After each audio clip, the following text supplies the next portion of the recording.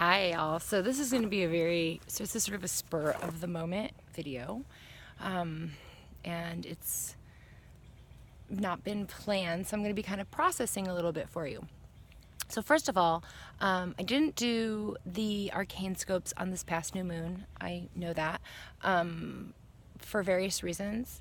And I've been thinking about what I really wanted to talk about. And I've been asking my ancestors and spirit to just kind of guide me in not what's cool or hip or being talked about, but what is important right now at this moment. So I'm on my hike, actually. I'm in this beautiful space. There's my puppy, one of them, and something just kind of happened, and it was what I knew I needed to share. And it's about the tarot and life and capitalism and what we do and how we can live better. So right before I was hiking, I was, scrolling Instagram, and I saw this post, and it was from this indigenous man from, I think he's from North Dakota, but he had this like old poster, and it said, feeling depressed, anxious, ill. It was kind of like a medical poster, and it was like, you might be suffering from capitalism. And I don't even know if it was a joke. Like, it possibly was like a health clinic poster on reservations. I don't know. And I was just like, got me thinking, and I was like, yeah. I think a lot of us are suffering from that, and it is not, even those of us living in abundance and making money and loving our work and everything. It's not about that. It's not about making money or wealth. It's about the accumulation and the holding onto and the scarcity complex story that we continue to uphold. It's about competition. It's about the fact that distribution is completely off. It's about hunger. It's about losing all connection, not just to community, but to even family. Families are destroyed and separated by how hard their caretakers have to work. And there's more to this, there's more to it. So anyway, that's just my preface. I'm just thinking about that, and thinking about a lot with my work and what I want to do, because my family needs me to contribute financially, and I don't want to sell my magic, and so I think about this a lot, what I could spend my time doing that is directly related to community and also helps buy groceries and pays rents and stuff like that. Anyway, all right, so this isn't about me and my personal situation, but it is, because we're all in this together. So I'm walking, and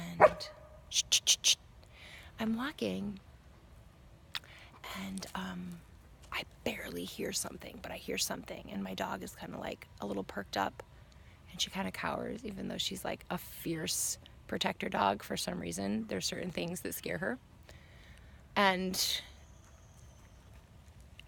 really, like 10 feet in front of me, really quietly, barely heard, massive in form, this stag goes in front of the trail, just crosses the trail. And then mama crosses the trail. And we're like, whoa. And I look to the left, and they're right there on the trail. They're just staring. They're both just staring at me. And I'm like, oh, wow, okay. And my dog's a little like, and they're just big. And I'm looking at them, and they're looking at me, and I'm just kind of like trying to be in connection with them. But I realize that they're nervous, first of all, from me and the dog, and they're waiting for something or someone. And I was like, they're waiting for their family. So I passed them. I walked past where they were on the side of the trail, and I walked backwards so I could see what was going to happen behind me. And sure enough, little baby, little child, goes across. And then, they go on, and I'm just thinking about this, and I'm walking, I'm like thinking about this, I'm like, this is what I want to talk about. So in Pentacles, Father of Pentacles is a stag in my deck, and Mother of Pentacles is a mama deer, and has a baby with her. So the family was represented in this hike today. And so Pentacles typically is our resources. I mean, generally speaking, a lot of people in tarot feel Pentacles is all about your money and your resources.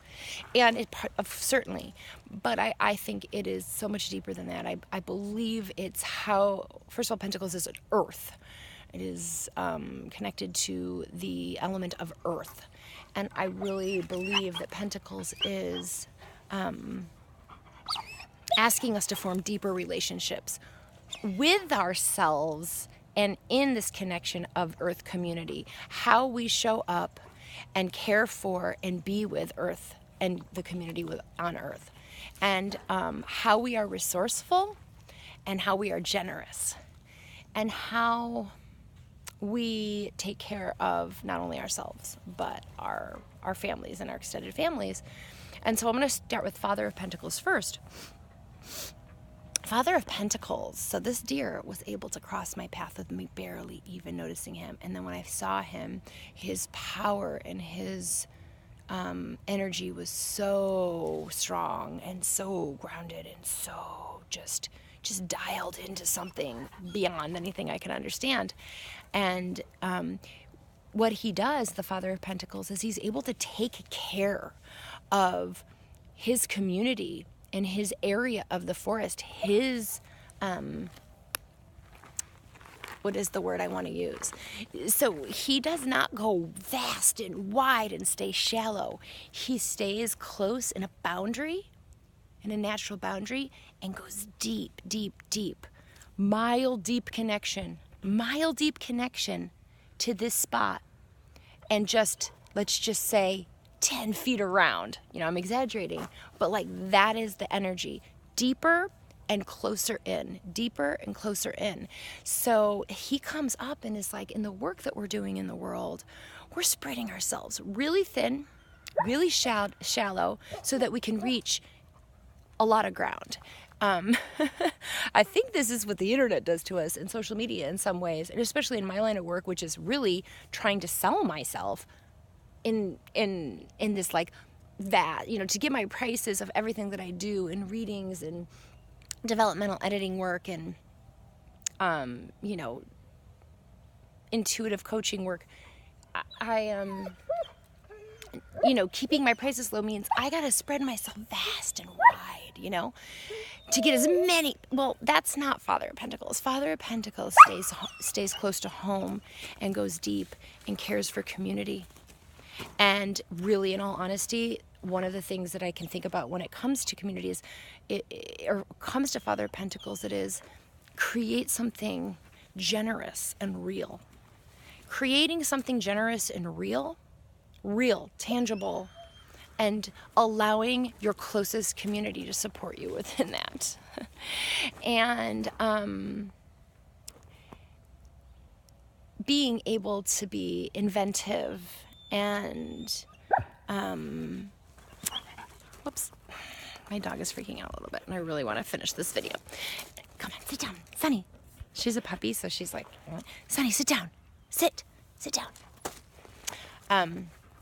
Being inventive and being creative and being really grounded in who you're taking care of. Who are they? What are their needs? Okay? He's masculine. He's the Father of Pentacles. This is the energy. It's like, it's very, we all have this. This is our energy. This is our Father of Pentacles that lives within us. This ability to caretake who we need to caretake in a very solid and firm way, going deeper and deeper and serving them as they need. And so then the Mother of Pentacles comes in and she has the little child with her, and she's the Witch of Earth. So she is doing this magic, and I felt her presence, but she was just like across that trail. I could barely see her. She's concerned with her child. She's concerned with what she's creating and nourishing and taking care of. And it's not necessarily for sale, right? It's her magic is almost unseen. It is very tight, again, like Father of Pentacles, an extremely tight boundary and extremely deep roots. And she uses the element of the earth to draw inspiration for what she's creating so that she can nourish. And so she really, she's like one of the most anti-capitalist figures in the tarot, because she repairs and reconnects and is able to distribute her love evenly and her magic evenly.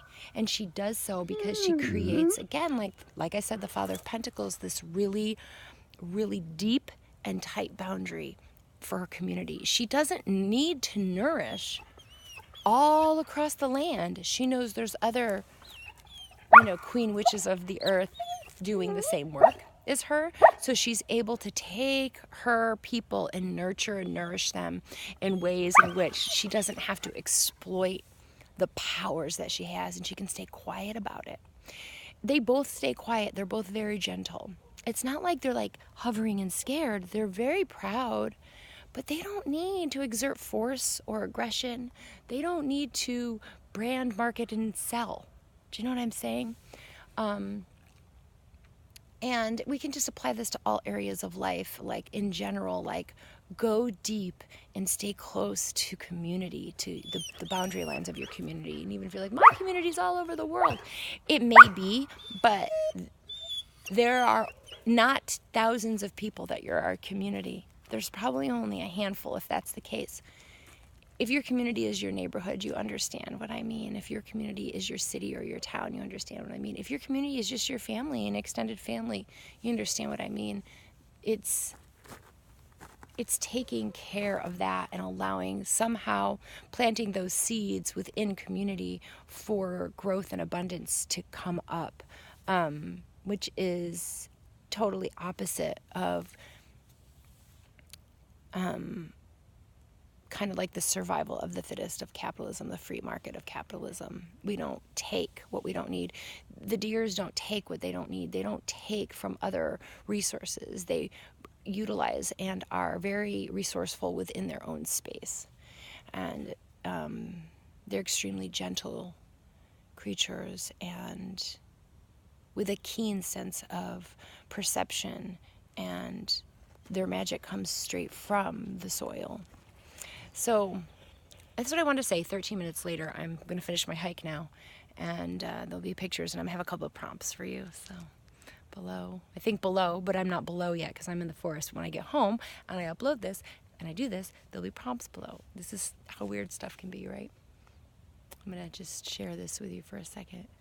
I can see this.